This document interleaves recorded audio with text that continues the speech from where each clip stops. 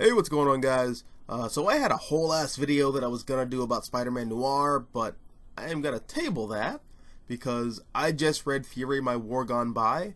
This is a 13-issue maxi series that came out under the Marvel Max line in, I want to say 2012, by Garth Ennis, Goran Parlov, and Lee Louridge. And this comic, I'm not gonna lie, it really got to me, so I just gotta talk about it. So for anyone who doesn't know, the Marvel Max imprint was started in the early 2000s by Joe Quesadillaface, and it was an initiative to tell more rated R stories with Marvel's characters. I want to say the first series under this line was Alias, which introduced Jessica Jones, and then after that, I think it was that Brian Azzarello Luke Cage miniseries that came out that everyone seems to hate for some reason, but is literally just a Luke Cage book. I don't know, whatever. But after that, the Marvel Max line sort of just became the Punisher brand, or more specifically, the Garth Ennis Punisher brand. And that's a whole universe in and of itself. It is more or less supposed to be in the real world. There are no superheroes or super costumed bad guys or costumed whatever. It's just the Punisher versus mobsters, gangsters, human traffickers, gun runners, and, real world stuff like that. And Nick Fury shows up a handful of times throughout the Punisher Max series. He is one of the very few larger Marvel Universe characters to make an appearance in the Punisher Max universe, and actually, as time goes on, he becomes one of the main characters of the Max line overall. I know that S.H.I.E.L.D. exists too, and much like the 616 universe, I don't know what the fuck they do. Even less so here, because with this being the real world, there is no Hydra, AIM doesn't exist, there's no silly bullshit James Bond style secret societies, so I don't know what S.H.I.E.L.D's role in the Max universe is. And this series isn't really all that interested in offering an explanation or expanding on that kind of lore. Like I said, this more or less takes place in the real world, and the series is told largely through flashback Titanic style. Fury is recounting and lamenting his time during the Cold War, and we primarily follow four key characters. You got Big Boss Naked Nick Fury, George Hatherley, who is probably the closest thing to Captain America I think you'll ever see from Garth Ennis, or at the very least idealistically, Pug McCuskey, who is a career politician who built his political empire off of being a staunch anti-communist, and Pug's secretary Shirley Pug, who has this on-again, off-again thing with Fury throughout the whole series. And right out of the gate, this is probably one of the most melancholy comic books I've ever fucking read, because you're just watching this old man sitting in a chair, drunk off his ass with a bed full of whores next to him, crying into a tape recorder about the war crimes that he committed and the friends that he lost, the opportunity for love, like real love that he passed over. Also that a couple of rich assholes on Capitol Hill could get a little richer, all off of the back of Fury's sacrifice and the sacrifice of thousands of other soldiers around the world. But unlike George Hatherley, who has this idealistic sense of patriotism, a soldier who genuinely believes in the American dream and believes in what he's doing, a soldier with nothing but good faith in what he's doing and what he's fighting for. Nick Fury doesn't have any of that. Nick Fury is a pragmatist. This is a man who has no illusions of the world around him being anything other than what it presents itself as, no matter how disappointing it may be. Now, Hatherley calls Nick a cynic, and that's the basis for their relationship. And he's not wrong. Nick Fury is the ultimate cynic, for good reason too, because his cynicism is disappointingly often rewarded, but he still wishes that he could see the world the way that Hatherley does. And I think one of the most important aspects of their dynamic here is that Nick never throws Hatherley's idealism in his face. If anything, he spends the entire series backing him up. The first instance of this is when the two of them are consulting with the French army in Vietnam back when it was still being called French Indochina by the colonial world, and they meet the sergeant at one of the outposts. and this man is a Nazi. Like, a proud Jew-killing Nazi.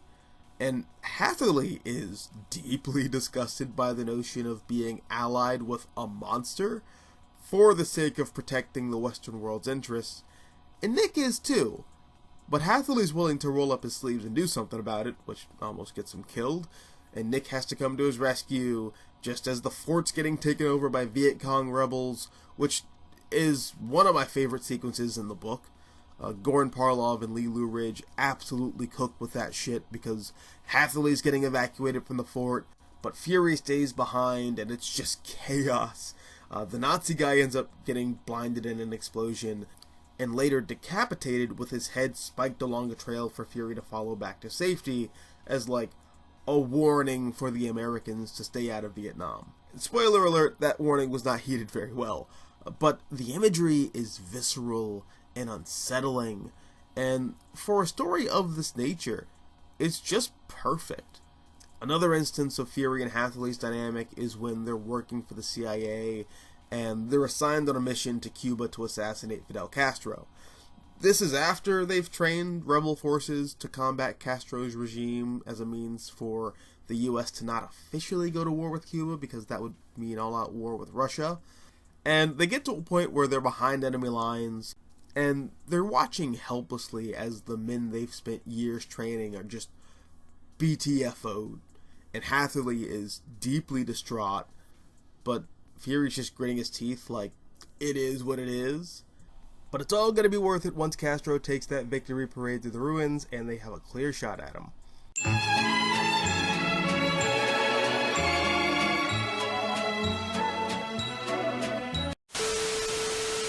So the whole mission is completely fucked. They're spotted, they're tortured, they're interrogated, and one of the guys who's with them, Elgin, I think his name is, gets his balls cut off, and he's thrown into shark-infested waters. Nick and Hatherley are able to make an escape and rescue him, but despite Hatherley wanting to get him back home so that he can see his wife and he can see his children again, Fury, once again, being the ultimate pragmatist, just puts him out of his misery with a bullet between his eyes. And, again, just an absolute gut punch, but that's just what this is, and that's the thing with this book. The US government sends Fury and Hatherley around the world to carry out these dirty jobs all in the name of Lady Liberty, and everything always goes horribly wrong, but it's always Nick and Hatherley suffering the consequences, never the guys up top. And this is where I want to talk about Shirley and Pug, because I love their dynamic with Nick Fury. Now, Pug is often talked about in the same vein as McCarthy and Nixon, but who he really is Henry Kissinger. This man is realpolitik personified. He's willing to back mobsters and rapists in third world countries with the full support of the CIA, just to ensure that the communist regimes are foiled and that the US has a stable proxy in their war against the Soviets. And this is the man that Nick Fury spends the series answering to. Meanwhile, Shirley, Pug's secretary and later wife, is having an affair with Nick Fury, and she's a deeply tragic character, because she has instant romantic chemistry with Nick Fury, and in any other instance, they would be a perfect match. But this is Nick Fury. The only woman that he's committed to is war, so eventually, Shirley marries Pug because he's got money and he provides economic stability. And for a woman born into poverty, that is more than enough, even if it means living a life where she's nothing but a glorified decoration. And Parlov and Lou Ridge do a great job of subtly showing her age, because the book runs through a 50-ish year period of time, and again, it's subtle until it's not. And it gets to a point where you see Pug banging escorts who are like a fraction of her age, and it's all just extremely demoralizing. But that's the nature of this series, and it's written sharply, and it's beautifully drawn, and it's funny. Reading this, knowing full well it has nothing to do with the mainline Marvel Universe, I couldn't help but feel like this was the most Marvel comic I read in a very long time. Because one of the big things about Marvel Comics, and what separates Marvel from DC, is how firmly the Marvel Universe is rooted in the Cold War. to the point where I would argue that the backbone of the Marvel Universe is Cold War era espionage. And here's the funny part about all of this, or at the very least, why it's funny to me. Despite feeling the way I feel about Marvel and S.H.I.E.L.D. and Hydra and the whole super spy James Bond corner of the Marvel Universe, I actually don't find myself liking that corner of the Marvel Universe all that much. If you've ever heard me talk about the X-Men, I have the exact same problem with S.H.I.E.L.D. that I have with the X-Men and the Mutants, where, on a world-building level, the X-Men are an essential fabric to the overall tapestry of the Marvel Universe. But I find myself frustrated with the fact that I am more so in love with the concept of the X-Men rather than the actual X-Men stories themselves. And I have the exact same problem with Nick Fury and S.H.I.E.L.D. I've tried to read the classics. I've read the crossover with Wolverine, the Scorpio connection. That was fun for what it was.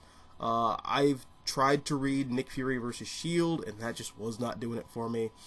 And I'm sure that this mindset that I have is a side effect of growing up on the Ultimate Universe, because there, the world more or less revolved around Nick Fury and S.H.I.E.L.D., and the Ultimates are a reaction to the X-Men. But when it comes to the classic 616 Marvel Universe, a lot of that classic Nick Fury stuff is just so hard to read. But unlike the X-Men, who you can read as being somewhat independent of the rest of the Marvel Universe if you wanted to, if you like Iron Man, Nick Fury and S.H.I.E.L.D. are almost always a big part of that book. If you like Captain America, Nick Fury and S.H.I.E.L.D. are almost always a big part of that book. If you like Daredevil, Black Widow is a major character in Matt Murdock's life, and Black Widow is an agent of S.H.I.E.L.D., so at some point, Nick Fury is gonna be a part of that book. Like, you can't escape it. And that's why it's a little disheartening that the solo Nick Fury stuff isn't actually all that cool or interesting. But the way Innes, Parlov, and Lou Ridge approach the character and the Cold War politics and espionage, this captures my headcanon of what 616 Nick Fury is supposed to be. And I guess building off of what I was saying earlier with the X-Men, reading this really highlights the lack of any sort of espionage, spy thriller action in the main Marvel Universe at the time. It's kind of like when Marvel tried to get rid of the X-Men over the movie rights. The absence of S.H.I.E.L.D. right now is akin to that for me. And I know that S.H.I.E.L.D. is gone because of Secret Empire, and to a degree, I really respect that Marvel's actually been following through with the consequences of that book, but still, just having nothing to fill that void makes Marvel feel less like Marvel. And reading this sort of filled that void for me. But yeah, I love this book. I also love the title. I'm sure it's obvious to anyone who's like a mega Garth Ennis fan, and I'm just a passive Ennis enjoyer, I guess you could say. I wonder if the title is a reference to the book My War Gone By, I Miss It So by Anthony Lloyd. Now, I haven't read that book yet, but after looking into it, it sounds really interesting. Basically, Lloyd came from a military family, and he wanted to document the war in Bosnia, and he came back as an alcoholic with PTSD. And the book is about struggling to overcome his trauma, so I'd be interested to know if the title of this is a reference to that book. Also, it was published in 1999, and that's the year everything in Fury's flashbacks come to a head, so it may be intentional. I just thought it was interesting and worth noting. But those are my thoughts on Fury, My War Gone By. I absolutely fucking adored this series. But what about you? Have you read Fury, My War Gone By? Are you interested in reading it now? What do you think about, like, 616 Nick Fury? Like, am I tripping, or is 616 Nick Fury and S.H.I.E.L.D. just boring as hell? Let me know down below in the comments section. Also, if you like this video, hit the like button, share, support the channel, and if you want to see more content like this, all you have to do is subscribe. I'm the Mystical Green Beanie. Thanks for watching, and as always, until next time, take care, guys, and happy reading.